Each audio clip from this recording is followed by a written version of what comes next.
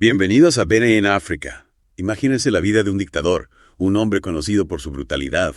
Francisco Macías Nguema, expresidente de Guinea Ecuatorial. Solemos pensar en las figuras políticas como personajes distantes. Sí. ¿Pero qué hay de su lado humano, de sus relaciones personales? Es una perspectiva fascinante. Hoy vamos a explorar un aspecto poco conocido de Macías. Bien. Las 5 mujeres que marcaron su vida. Mujeres que, a su manera, también fueron protagonistas de la historia, aunque sus voces hayan sido silenciadas durante mucho tiempo. Exacto. Y lo que nos intriga es esto. ¿Qué podemos aprender de Macías, y sobre todo estas mujeres, a través del prisma de sus relaciones? ¿Cómo era la vida junto a un hombre con tanto poder, capaz de tanta crueldad? Empecemos por el principio. La primera esposa legal de Macías, de quien lamentablemente no conocemos el nombre, era originaria de la provincia de Río Benito y tuvo varios hijos con él. Ajá. Lo sorprendente, casi podríamos decir indignante, es que él la abandonó en la pobreza. Es un detalle que nos impacta desde el principio. Si pensamos en ello, ¿qué nos dice este abandono sobre la personalidad de Macías? Sobre cómo veía a las mujeres, incluso a la madre de sus hijos. Nos muestra una faceta despiadada, sin duda. Un hombre capaz de desentenderse de sus responsabilidades, incluso con su propia familia. Sí. Y sí, también revela una visión utilitaria de las mujeres, como si fueran prescindibles una vez que ya no les servían para esos propósitos. Y después tenemos a Clara, su segunda esposa, también de Río Benito, y madre detrás de sus hijos. Correcto. A diferencia de la primera, Clara tomó una decisión radical. Lo abandonó y se exilió en Libreville. Solo regresó a Malabo tras la caída del régimen. El exilio, sobre todo en aquella época, era una decisión llena de riesgos. Implicaba romper con todo, enfrentarse a lo desconocido, a la incertidumbre. ¿Qué le impulsó a dar ese paso? ¿Qué nos dice su vida sobre la situación que vivía junto a Macías? Es una pregunta que nos invita a ponernos en su lugar. Imaginen la presión, el miedo que seguramente se respiraba en el entorno de un dictador. Por supuesto. Y aún así, ella eligió la libertad, aunque eso significara separarse de sus hijos. Es un acto de valentía, sin duda. Un desafío directo al poder de Macías. Recordemos que, bajo su régimen, cualquier atisbo de disidencia era brutalmente reprimido. Y aquí es donde la historia da un giro aún más intrigante, porque llegamos a Mónica Bindang, concubina de Macías, una mujer de la que se habla poco, pero que parece haber tenido un papel importante en su vida. Se dice que era una mulata de cabello rubio, muy atractiva, y que ejercía cierta influencia sobre él. Mónica es un personaje envuelto en misterio. Hay rumores de que se quedó en Mongomo, pero también existe un registro de un incidente en 1978 en el que supuestamente huyó a Madrid. ¿En serio? Posiblemente camino a Moscú. ¿Qué ocurrió realmente con ella? ¿Logró escapar del control de Macías? Son preguntas que aún no tienen respuesta. Lo que sí sabemos es que existen historias, quizás leyendas, sobre la reacción de Macías a la supuesta huida de Mónica.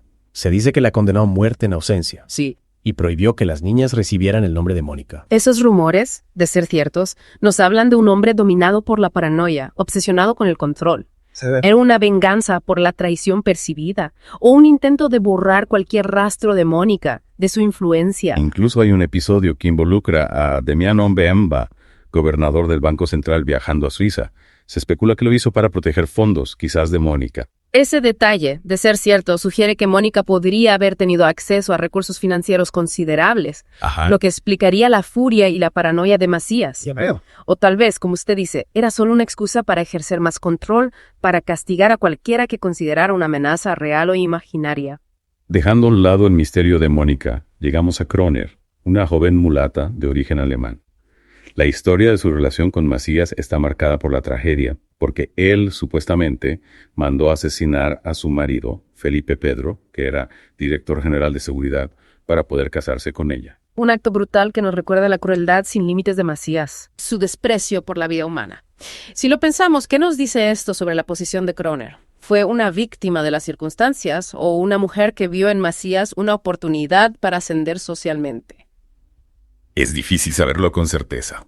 Las dinámicas de poder en un régimen dictatorial son complejas. Es posible que ella no tuviera otra opción que aceptar la situación para sobrevivir. Claro. O tal vez, como se sugiere, vio en Macías una forma de asegurar su futuro.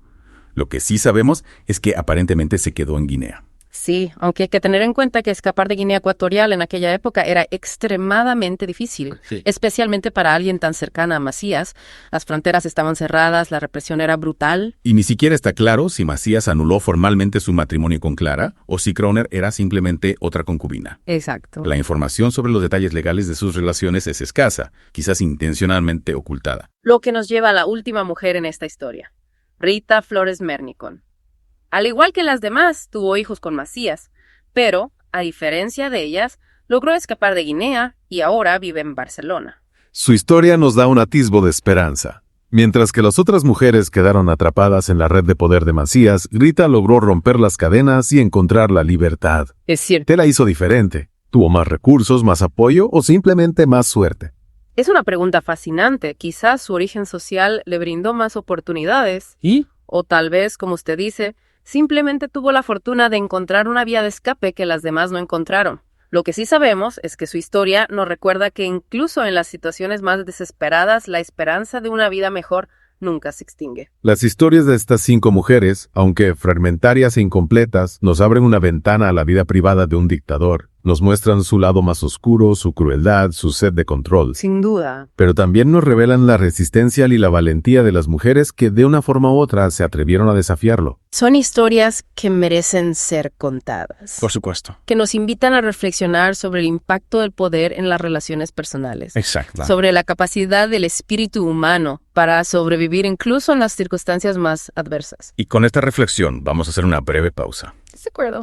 Pero no se vayan, porque en la segunda parte de este Deep Dive vamos a profundizar en el contexto histórico y social de la Guinea Ecuatorial de Macías para entender mejor el mundo en el que vivieron estas mujeres.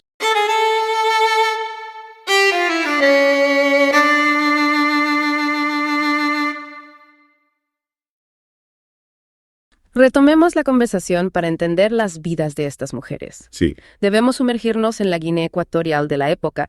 Imagínese un país recién independizado, lleno de esperanza y optimismo, que de pronto se ve sumido en una espiral de violencia y terror bajo el puño de hierro de Macías. Es un contexto crucial, ¿verdad? Porque no podemos separar las historias de estas mujeres del clima de miedo y represión que se vivía en el país. Para nuestros oyentes que quizás no estén familiarizados con este periodo, ¿podría describir un poco cómo era la vida cotidiana bajo el régimen de Macías? Por supuesto. Imagina un estado policial donde cualquier sospecha, Yeah. por mínima que fuera, podía conducir a la detención, a la tortura, incluso a la muerte. Las libertades individuales fueron anuladas, Imagínese. la prensa amordazada, la oposición política eliminada, Caramba, el miedo se convirtió en el pan de cada día. un panorama desolador sin duda. En este contexto, ¿cómo se veía a las mujeres? ¿Cuál era su papel en la sociedad? Tradicionalmente, la mujer en Guinea Ecuatorial tenía un rol importante en la familia y en la comunidad. Sí. Sin embargo, bajo el régimen de Macías, este rol se vio restringido. Las mujeres quedaron relegadas a un segundo plano, sometidas al control del hombre, ya fuera el padre, el marido o el propio dictador. Y en el caso de las mujeres de Macías, ¿cómo podemos interpretar sus historias a la luz de este contexto? ¿Fueron solo víctimas pasivas? Buena pregunta. ¿O encontraron formas de resistir, de desafiar al poder? Es una pregunta compleja. Por un lado, es evidente que estas mujeres vivieron bajo la sombra de un hombre cruel y despiadado que las utilizó y las descartó a su antojo.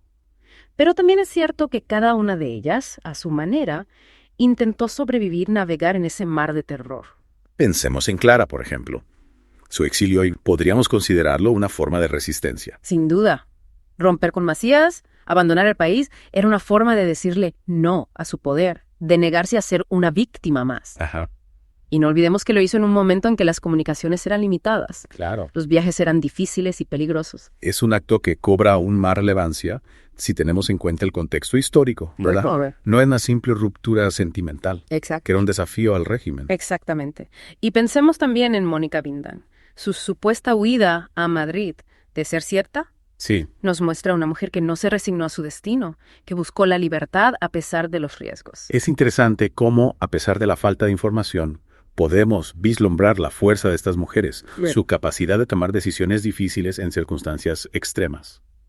¿Cree que la historia oficial ha ignorado o minimizado el papel de las mujeres en la Guinea Ecuatorial de Macías? Sin duda. La historia, tradicionalmente, ha sido escrita por hombres y desde una perspectiva masculina. ya veo. Las voces de las mujeres, sus experiencias, han sido silenciadas, olvidadas. Pero, afortunadamente, esto está cambiando. Cada vez hay más historiadores e investigadores que se interesan por recuperar la memoria de las mujeres, por darles el lugar que les corresponde en la historia. Y en el caso de las mujeres de Macías, ¿Qué tipo de información o de investigación sería necesaria para comprender mejor sus vidas, sus motivaciones? Sería fundamental acceder a testimonios de personas que las conocieron, que vivieron en su entorno. Claro. También sería importante investigar en los archivos, buscar documentos que puedan arrojar luz sobre sus vidas. Y- Desgraciadamente, muchos de estos documentos pueden haber sido destruidos o aún permanecen inaccesibles. Es una labor titánica, sin duda, pero necesaria para rescatar del olvido la memoria de estas mujeres. Y hablando de memoria, ¿cuál cree que es el legado de Macías, no solo en términos políticos, sino también en el ámbito social y cultural? El legado de Macías es una herida abierta en la historia de Guinea Ecuatorial. Su régimen de terror dejó una huella profunda en la sociedad, Es verdad. una cicatriz que aún no ha sanado. La desconfianza, el miedo, la violencia son fantasmas que aún rondan por el país. Y en cuanto a las mujeres, cree que sus historias pueden servir de inspiración para las nuevas generaciones. Absolutamente. Sus historias, aunque marcadas por el dolor y la tragedia, también nos hablan de resistencia, de coraje, de la lucha por la libertad individual. Son un recordatorio de que incluso en las circunstancias más adversas, el espíritu humano puede encontrar la fuerza para sobrevivir, para soñar con un futuro mejor. Y con esta poderosa imagen, vamos a hacer una pausa para retomar el aliento. Pero no se desconecten, porque en la última parte de este Deep Dive vamos a explorar las reflexiones finales sobre las vidas de estas mujeres y su significado en la historia de Guinea Ecuatorial.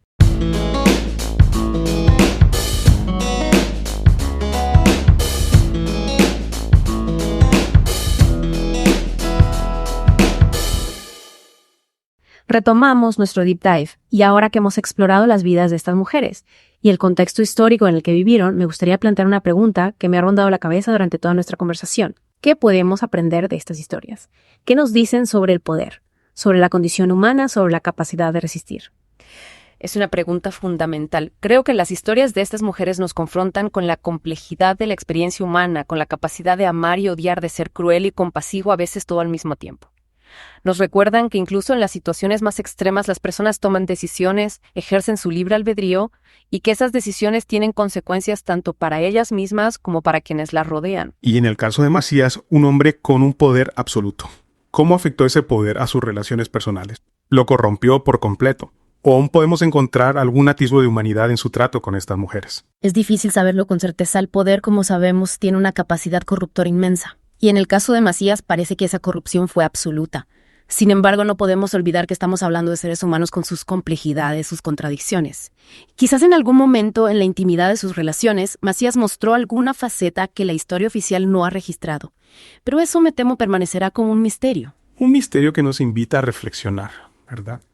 Porque al final lo que nos queda son las preguntas, las dudas, la necesidad de seguir buscando respuestas, de seguir reconstruyendo el pasado para comprender mejor el presente. En ese proceso creo que es fundamental dar voz a aquellos que han sido silenciados, a las víctimas, a los que sufrieron las consecuencias del poder desmedido. Estoy completamente de acuerdo. La historia oficial a menudo se centra en las grandes figuras, en los líderes, en los héroes y villanos, pero es en las historias de la gente común, de aquellos que vivieron en la sombra de los poderosos, donde encontramos la verdadera esencia de una época, el impacto real de los acontecimientos históricos. En el caso de las mujeres de Macías, sus historias nos revelan una faceta de la historia de Guinea Ecuatorial que no podemos ignorar. Nos recuerdan que detrás de las estadísticas, detrás de las cifras, hay personas de carne y hueso con sus sueños, sus miedos, sus anhelos, y que su sufrimiento no debe ser olvidado, que sus voces deben ser escuchadas. Exactamente.